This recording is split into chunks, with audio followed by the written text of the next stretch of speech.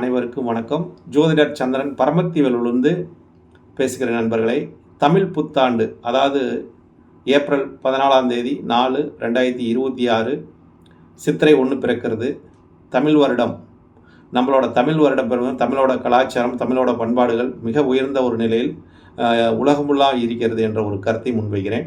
அதேமாதிரி இந்த தமிழோட வருடம் இந்த ஆண்டு அனைவருக்கும் பொதுவான ராசி பலன் மூலமாக உங்களோட ராசிக்கெல்லாம் இந்த தமிழ் ஆண்டு எப்படி இருக்கும், எந்த மாதிரி ஒரு நிலைப்பாடு கொடுக்கும் என்பதை பொதுவான ராசி மூலமாக பொதுவான ராசி பலன் 12 ராசி வழியாகவும் உங்களோட ராசியை இந்த சேனல் வழியாக மனமகிழ்ச்சியுடன் மன சந்தோஷத்துடன் இதை பகிர்ந்து கொள்கிற நண்பர்களை அனைவரும் கேட்டுவிட்டு தங்களோட கருத்தையும் தங்களோட கமெண்டையும் தங்களோட லைக்கையும் மறக்காமல் இந்த சேனலுக்கு சப்ஸ்கிரைப்பும் மறக்காமல் பண்ணிடுங்க நண்பர்களே. கும்பராசிக்கு பலன் எப்படி இருக்கும் என்பதற்காக தமிழ் புத்தாண்டு ராசி பலனாக கும்பராசிக்கு, கும்பத்தில் பிறந்தவர்கள் அமைதியானவர்கள், நிதானமானவர்கள், எதிலையும் அவசரப்பட மாட்டார்கள், ஒரு முறைக்கு பல முறை யோசனை பண்ணி தான் ஒவ்வொரு செயல்பாடை செய்வார்கள். இந்த ஆண்டு ஆதாயம் பார்க்கும்போது கும்பராசிக்காரங்களுக்கு 2 ஆதாயம் 8 விரயம் என்று பஞ்சாங்கத்தில் சொல்லியிருக்குதுங்க. அதனால் உங்களுக்கு ஆதாயம் குறைவாக இருக்குது, விரயம் அதிகமாக இருக்குது. கும்பராசிக்காரங்களுக்கு குடும்ப சனி வேறு நடக்குதுங்க. குடும்ப சனி வேறு நடக்கிறதுனால இப்போ இந்த ஆண்டு பிறக்கும் போதே சதய நட்சத்திரத்தில் தான் பிறக்குது, கும்பராசியில் தான் பிறக்குது. அப்போ கும்பராசிலேயே சந்திரபகவான் வராமல் அதான் 6ஆம் அதிபதியாக வந்திருக்காரு. அப்போ கடனை அதிகரிக்கக்கூடிய ஒரு ஆண்டாக உங்களுக்கு இருக்குது. கடன் படக்கூடிய ஒரு சூழ்நிலையும், கடன் வாங்கக்கூடிய ஒரு சூழ்நிலையும், அரசியல்வாதிகள் அரசாங்கத்தில் இருக்கக்கூடியவங்களுக்கெல்லாம் ஒரு பிரச்சனையும் தரக்கூடிய ஒரு தன்மை ஏற்படுத்துது கும்பராசிக்காரங்களுக்கு. கும்பராசியில் பிறந்த அவிட்ட நட்சத்திரம், பூரட்டாதி நட்சத்திரம், சதய நட்சத்திரம், இந்த 3 நட்சத்திரம் வருதுங்க. அப்போ இந்த நட்சத்திரக்காரங்களுக்கெல்லாம் ஒரு அரசு மூலிமா அரசாங்கத்து மூலிமா ஒரு பிரச்சனையும் எதிர்கொள்ளக்கூடிய ஒரு தன்மையும் காலகட்டமும் இருக்குது. போராட்டங்கள் நிறைந்த ஒரு காலகட்டமாக இருக்குது. குடும்ப ஒரு சூழ்நிலையும் பார்த்திங்கன்னா பொருளாதார ரீதியாக ஒரு ஒரு கடன் வாங்கக்கூடிய தன்மையும் இல்லை பொருளாதார சிக்கலே உருவாதுன்னு சொல்கிறாங்க. அப்போ இது எப்படியெல்லாம் நம்ம இதிலேருந்து வெளியே வரலாம், இதிலேருந்து எப்படி நம்ம வெளியில் தப்பிக்க முடியும் என்ற ஒரு நிலைப்பாட்டுக்காக இந்த பொதுவான ராசி பலன் தாங்க. அதுக்கப்புறம் உங்கள் ஜாதகத்தை அருகாமையில் உள்ள ஒரு ஜோதிடத்தை நீங்கள் பார்த்துக்கொள்வது நல்லது. இப்போ கும்ப ராசியிலே ராகு பகவான் அமர்ந்திருக்கார். சந்திர பகவான் 6 கூடையும் அங்கே அமர்ந்துட்டார். அப்போ ரெண்டுமே சிறப்பானு பார்த்தா சிறப்பு இல்லைங்க. கும்பத்தில் ராகு இருப்பது சிறப்பு, ஆனால் அங்கே சந்திரன் இருப்பது 6ஆம் அதிபதி இருப்பது ஒரு சிறப்பு இல்லை. எதிரியோட தன் பலம் குறையுதுன்னு தான் எடுத்துக்கணும். எதிரியோட பலம் கூடல குறையுது. அப்போ ராசி அதிபதியாக வரக்கூடிய சனி பகவான் போய் 2ஆம் இடத்துல குடும்பஸ்தானத்தில் உட்காந்துட்டான். அப்போ நமக்கு எது மூலிமா கஷ்டம்? குடும்பத்தில் இருக்க உறுப்பினர் மூலிமா கஷ்டம். பணம் வாங்கினா கஷ்டம், யார்கிட்டையும் கைமாற்று வாங்கிட்டாலும் கஷ்டம். அப்போ நம்ம செய்யக்கூடிய வேலையில் கஷ்டம். ஏன்னு கேட்டால் அங்கே அதிபதி யாரோட சேர்க்கைனா அஷ்டமாதிபதியாக வரக்கூடிய ஒரு புதனோட சேர்க்கப்பட்டுட்டார். அதே மாதிரி அதாவது இந்த கும்பலக்கணத்துக்கு எதிரியான கிரகமாக பார்த்திங்கன்னா செவ்வாய் பகவான் அதோடு சேர்க்கப்பட்டுட்டார். அப்போ 3ஆம் அதிபதி முயற்சி கொடுக்கக்கூடிய கிரகமும் செவ்வாய் 2ல் உட்காந்துட்டார். அப்போ பொருளாதார சிக்கலை மேலோங்கி கொடுக்குது கும்பராசிக்காரங்களுக்கு. அப்போ இதிலேருந்து எப்படி நம்ம ஈடுபடுவதுன்னு பார்க்கும்போது 3ஆம் இடம் முயற்சியை கொடுக்கக்கூடிய பாவம், அங்கே சூரியன் உச்சம் பெற்றிருக்கார். சுக்கிர பகவான் 4ஆம் அதிபதியாக சுக்கிர பகவான் அங்கே இருக்கார். அப்போ முயற்சிக்கு வெற்றி உண்டு. அப்போ ஒரு முறைக்கு பல முறை நீங்கள் முயற்சி எடுத்திங்கன்னா நல்லது. 5ஆம் இடத்துல குரு பகவான் உங்கள் ராசியை பார்க்குறாருங்க.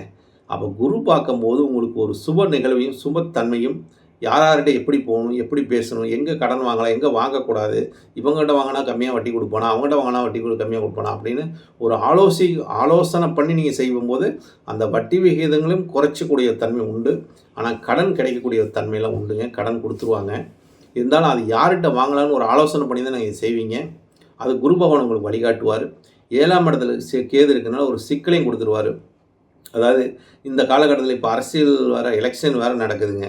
எலெக்ஷன் நடக்கும்போது இங்கே சூரிய பகவான் இந்த மாதம் ஃபுல்லாகவே மேசத்தில் தான் இருப்பார். உச்சமிட்டு தான் 7ஆம் அதிபதி உச்சமிட்டு இருப்பது நல்லது தாங்க, தப்பு இல்லை. ஆனால் 7ஆம் இடத்துல கேது இருப்பது ஒரு தப்பு, சிக்கலை கொடுக்கும் அப்படிங்கிற ஒரு தன்மை. அப்போ ஒரு சிக்கலும் இருக்குது. யார் மூலிமா சிக்கல் இருக்குது? ஒரு பொது தொடர்பிலும் ஒரு நண்பர்கள் மூலிமா ஒரு சிக்கலை ஏற்படுத்தக்கூடிய ஒரு மாதமாகவும் இருக்குதுங்க. அப்போ நம்ம பொது தொடர்பில் மிக கவனமுடன் இருக்கணும். மற்றவங்க பேசும்போதெல்லாம் மிக கவனமாக பேசணும். ஏன்னா 2ஆம் இடத்துல குடும்பஸ்தானத்தில் சனி பகவான் இருப்பது அவ்வளோ சிறப்பு இல்லை. வாக்கு மூலிமா பேச்சு மூலியமாக நம்மளே மாட்டிக்குவோம் அப்படிங்கிற ஒரு தன்மையில் இருக்குது. சிக்கிக்குங்கிற தன்மை இருக்குது. அதனால் பேச்சில் மிக கவனமாக இருக்கணும். எந்த ஒரு வாக்குறுதியும் யாருக்கும் கொடுத்துடாதீங்க. கொடுத்தீங்கன்னா மாட்டிக்குவீங்க. அப்போ இந்த ஒரு நிலைப்பாட்டில் நீங்கள் கவனமாக இருக்கணும். அடுத்தது உங்களுக்கு ஒரு வழிபாடாக இருக்கக்கூடியது பார்த்திங்கன்னா குலதெய்வ வழிபாடு. மிக சிறப்பான ஒரு வழிபாட்டுங்க. குலதெய்வத்துக்கு நிகர் வேறு எதுவும் இல்லை. ஏன்னா 2ஆம் இடத்துக்கு இருக்கிற கிரகமும் 5ஆம் இடத்துக்கு இருக்கிற பரிவர்த்தனை ஆயிடுச்சு. அப்போ குடும்பத்தோடு சேர்ந்து குலதெய்வ வழிபாடு, குடும்பத்தோடு சேர்ந்து குலதெய்வ வழிபாடு போயிட்டு வந்துட்டிங்கன்னா, அந்த மாதம் சித்திரை மாதம் பிறந்தோடனே குடும்பத்தோடு போயிட்டு ஒரு குலதெய்வ வழிபாடு போயிட்டு அங்கே ஒரு பொங்கல், அதாவது அந்த அந்த சாமிக்கு ஒரு நெய்வேத்தியம் செய்து அந்த ஒரு அபிஷேகம் பண்ணிட்டு வந்துட்டிங்கன்னா, உங்களுக்குள்ள ஒரு பிரச்சனை, கும்பராசிக்குள்ள ஒரு 7 சனியே ஒரு குறையுதுங்கிறான். அதுலேருந்து ஒரு தாக்கம் குறையுதுங்கிறான்னு வச்சுங்களேன்.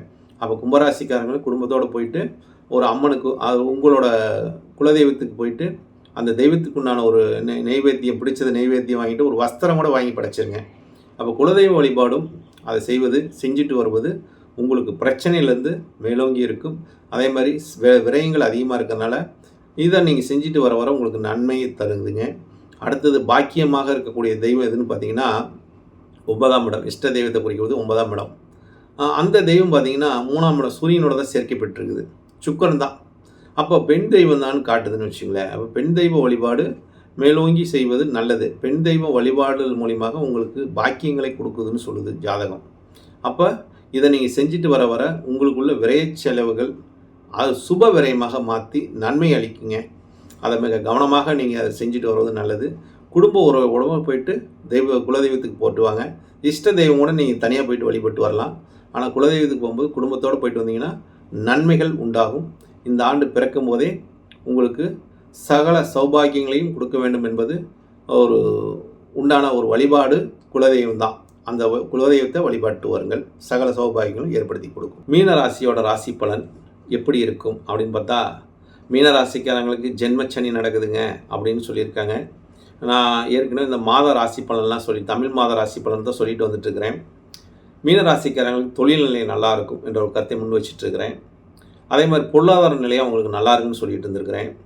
அதேமாதிரி இந்த வருடம் தமிழ் வருட பஞ்சாங்கத்தில் கொடுத்துருக்குது பார்த்திங்கன்னா, சித்திரை மாதம் பார்த்திங்கன்னா மீனராசிக்கு ஆதாயம் பார்த்திங்கன்னா 14 ஆதாயம், விரயம் பார்த்திங்கன்னா 11. அப்போ ஆதாயம் பாருங்கள் 14 ஆதாயம் கொடுக்குது, விரயம் 11 தான், 3 இது மிச்சமாகுது. அப்போ ஜென்மச்சனி என்னதான் நடந்தாலும் உடல் ரீதியான ஒரு பிரச்சனை மீனராசிக்காரங்களுக்கு, உடல் ரீதியான ஒரு பிரச்சனை, மன ரீதியான ஒரு பிரச்சனை, உறவு மூலியமாக ஒரு பிரச்சனை, மனைவி மூலியமாக ஒரு பிரச்சனை, இந்த மாதிரி ஒரு பிரச்சனை இருக்குங்க. எல்லா பிரச்சனையும் வந்தாலும் அதை முறியடிக்கக்கூடியவர்களாக மீனராசிக்காரங்களுக்கு கழுவுற மீனிலே நழுவுற மீனாக அவங்களோட செயல்பாடுகள் எப்பொழுதுமே யாரையும் ஒரு காயப்படுத்தாத வகையில் இருக்கும். மன ரீதியாக தான் அவங்க எதையுமே போராடி ஜெயிப்பாங்கன்னு வச்சுங்களேன். மீனராசிக்காரங்க சடான்னு எந்த வார்த்தையும் பேச மாட்டாங்க மற்றவங்ககிட்ட. அவங்க ஒரு சண்டையே வருதுன்னா கூட அந்த இடத்துல பார்ப்போம், அவங்ககிட்டலாம் என்னால் ஒன்றும் பேச முடியாது அப்படின்னு ஒரு மனக்கசப்போடு வந்துடுவாங்க. அதுலேயே அவங்க புரிஞ்சுக்குவாங்கன்னு வச்சுங்களேன். அந்த எதிரி அவங்க புரிஞ்சுக்குவாங்க அப்படிங்கிற ஒரு தன்மை தான். இவங்களை யாரையும் பகிச்சிக்கூடாதுன்னு நினைப்பாங்க. மீனராசிக்காரங்களை மற்ற ராசிக்காரங்களை பகிச்சிக்கூடாதுன்னு எப்பொழுதுமே ஒரு விழிப்புணர்வோடு இருப்பாங்கன்னு வச்சுங்களேன். அப்போ இந்த சித்திரை மாதம் பிறக்குது, உங்களுக்கு எப்படி இருக்குது இந்த ஆண்டு? அதான் ஆதாயம் பரவாயில்லைங்க, நல்ல வருமானத்தை கொடுக்குது, ஆதாயம் கொடுக்குது, வரவு கொடுக்குது, செலவும் ஓரளவுக்கு இருக்குதுங்க, சுப செலவும் கொடுக்குதுங்க அப்படிங்கிற தன்மை உண்டு. அப்போ மிச்சமாக ஆகுதுன்னு சொல்லுது, ஒரு 3 இது மிச்சமாகுதுன்னு சொல்லுது. அப்போ உங்கள் ராசிக்கு அதிபதியாக வரக்கூடியவர் யாருன்னு பார்த்தீங்கன்னா குரு பகவான்.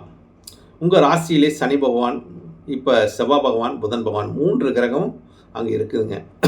இந்த 3 கிரகம் இருப்பது நன்மையா அப்படின்னு பார்த்தா, இப்போ சனி பகவான் மீனராசியில் இருப்பது நன்மை இல்லை.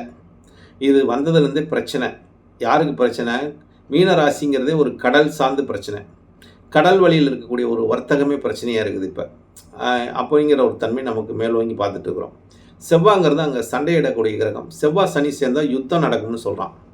செவ்வாய் சனி சேர்ந்தால் யுத்தம் நடக்கும். அப்போ மீனராசிக்காரங்களுக்கும் யுத்தம் நடக்கும். மீனராசிக்காரங்களுக்கு வீட்லேயும் யுத்தம் நடக்கும், சண்டை நடக்கும், பிரச்சனை வரும். அப்போ அதெல்லாம் முறியடிக்கக்கூடிய தன்மை அந்த ராசிக்கு.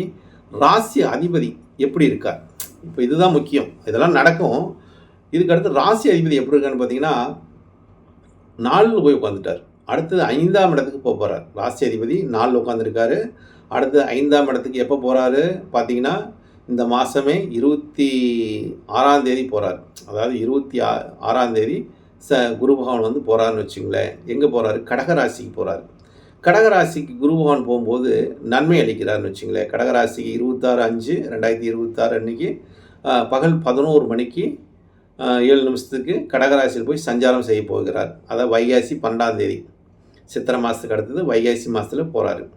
அது வைகாசி ராசி பலன் நான் சொல்லிடுவேன். அப்போ இந்த மாதம் மட்டும்தான் அங்கே இருக்கிறார்.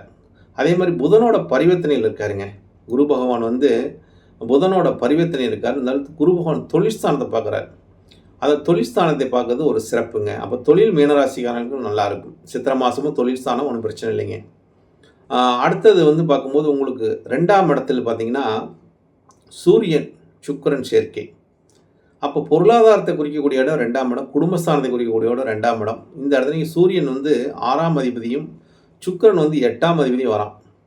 அப்போ பொருளாதாரத்தின் ரீதியாக இந்த இடத்துல நமக்கு ஒரு வருமானத்தை கொடுத்தாலும் வரவை கொடுத்தாலும் நமக்கு ஏதாவது ஒரு பிரச்சனையும் கொடுக்குறான்னு சொல்லுது. அந்த இடத்துலையும் பிரச்சனையும் கொடுக்குறான், எதிர்விதமான போராட்டத்தை கொடுக்குறான். பொருளாதாரத்துக்காக நீ போராடினா ஜெயிக்க முடியும் அப்படிங்கிற ஒரு தன்மை யார் கொடுக்குறான்னா செவ்வாய் பகவான் சனி பகவானோட சேர்க்கை பெற்று ராசியில் அமர்ந்திருப்பதனால் அந்த செவ்வாய் பகவான் அந்த போராடும் தன்மையை கொடுக்குறாங்க.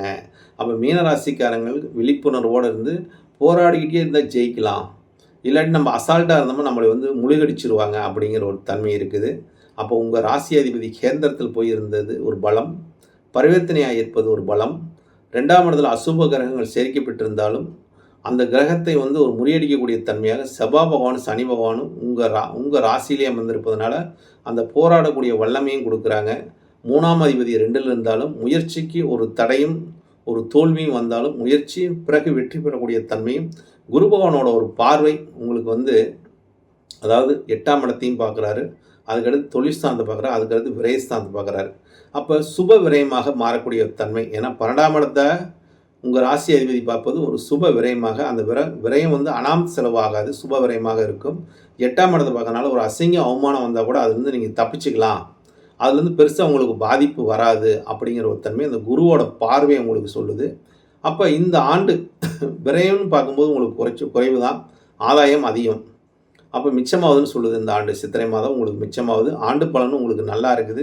குரு வேறு பயிற்சியாகி உச்சத்துக்கு போகிறார். உங்கள் ராசி அதிபதி உச்சத்துக்கு போகும்போது இந்த மீனராசிக்காரங்களுக்கு இந்த என்னதான் ஜென்ம சனி நடந்தாலும் அந்த சனியிலேருந்து இவங்க வந்து மேல்மைக்கு வரக்கூடிய தன்மையும் சுப நிகழ்வுகள் அதிகமாக நடக்கக்கூடிய தன்மையும் சுப காரியங்களும் அதிக அளவில் ஈடுபடக்கூடிய தன்மையும் இந்த ராசிக்காரங்களுக்கு இந்த ஆண்டு அதிக அளவில் நடக்கக்கூடும். திருமணமாகாதவங்களுக்கெல்லாம் திருமண நிகழ்வையும் கொடுக்கும். அதே மாதிரி இந்த ராசிக்காரங்கள் செய்யக்கூடிய காரியங்கள் அனைத்துமே வெற்றி பெறக்கூடிய ஒரு தன்மையாக இருக்கும். இந்த ராசியில் அரசியல்வாதிகள் அரசாங்கத்து மூலிமா இருக்கக்கூடியவங்களுக்கு அரசியல் நிற்கக்கூடியவங்களுக்கும் ஒரு வெற்றி வகை சொல்லக்கூடிய தன்மை இந்த மீனராசிக்காரங்களும் தனுசு ராசிக்காரங்களுக்கு என்ற கருத்தை முன் வச்சிருக்கிறேன். இந்த ராசிக்கு உண்டான பலனை சொல்லியிருக்கிற நண்பர்களே இந்த சேனல் வழியாக அனைவரும் கேட்டுவிட்டு உங்களோட கருத்தை பதிவிடுங்கள். நன்றி, வணக்கம், வாழ்க வளமுடன். பிரபத்தி வேல் வந்து ஜோதிடர் சந்திரன்.